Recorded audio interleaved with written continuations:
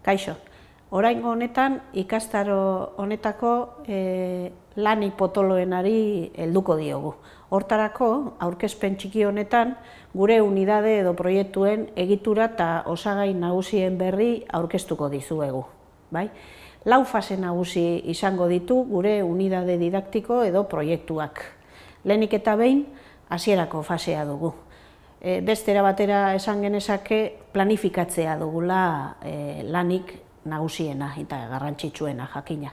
Honetan, gaia aurkeztuko diegu ikasleei, ondoren, gaia aurkezteko orduen bere galdera bidez ahaleginduko gara euren interesa pizten eta gure arazo egoerari behar bezala heltzen, motivazioa lortzeko asmoz.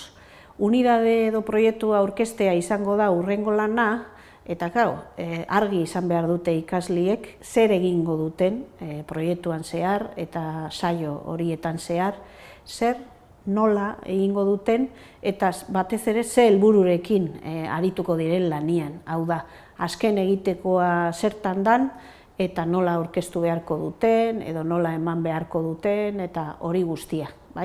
Oso garrantzitsua da beraz, horiek guztiak behar dan moduan adostea eurekin. Adoste berba, azpimarkatu dugu hor, ebaluazioarekin ere zerikusi zuzena duelako.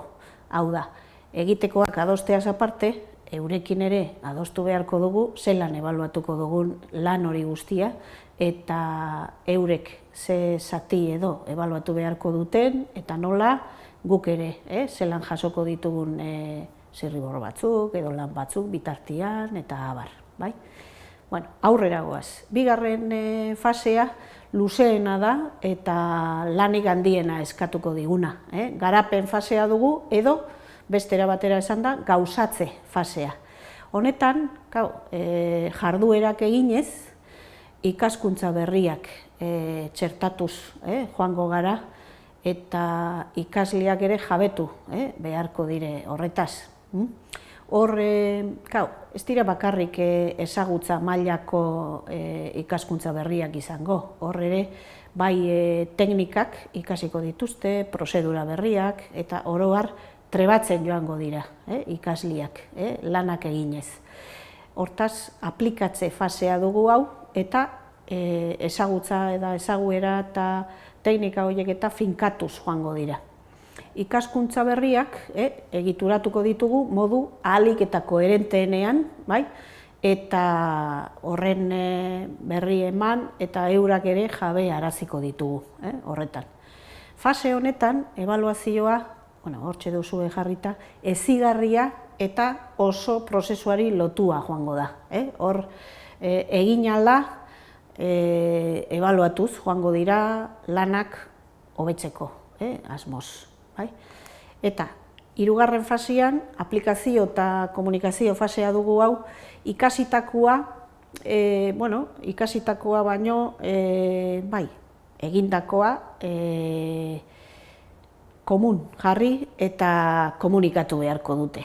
Hortaz, egoera jakin horretan, edo eskolan bertan, edo eskolatik kanpo, hori proiektuaren arabera, zuek erabakiko duzue zelan egin, hau, eta non egin, baina emate bat edo komunikatze bat gertatuko da hemen. Amaierako ebaluazio hau dugu pixkaten hasieran, adostutako ebaluazio irizpide horien betetze maila egiaztatzeko baliagarria izango da.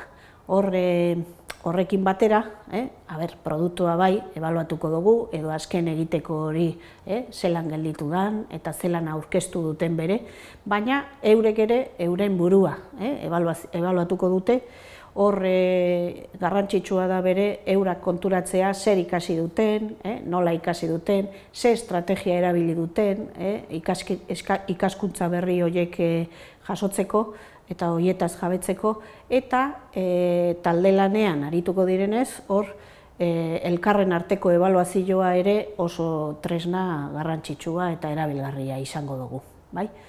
Azkenik, laugarren fasea dugu orokortze edo transferentzia egitekoa. Hau da, orain arte arazo egoera zehatz eta jakin bati lotuta egin dute lan.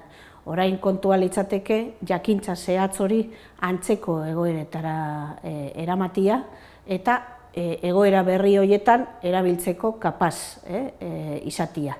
Azken baten hor konpetentziak eta zelan jabetu diren horietaz erakutsiko dute. Mila esker, ondo heldu lanari, hor